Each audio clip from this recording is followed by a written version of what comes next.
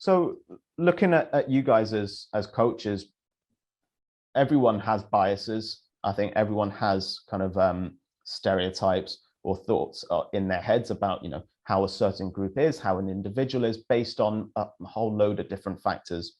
We all have those biases. We all have those stereotypes.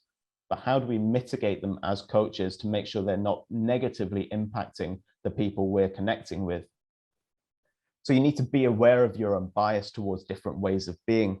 So looking at the 24 qualities in Spark, 16 qualities in emotion, looking at those traits and thinking, when I look at the word competitive or tough, am I thinking of something that's negative? Am I thinking of something that's positive? Similar to introversion and being a risk reactor. If you look at those things and you tend to think, that's an inherently negative term, that's fine.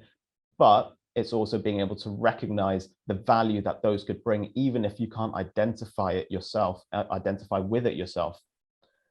So the second point is helping the coachee be more aware of their own biases as well. I think a lot of issues that come up in a coaching conversation is when someone fails to recognize overextensions, for example, what they might see as a positive, other people might see as a negative, or they might see the opposite way of what how they prefer to act as a negative.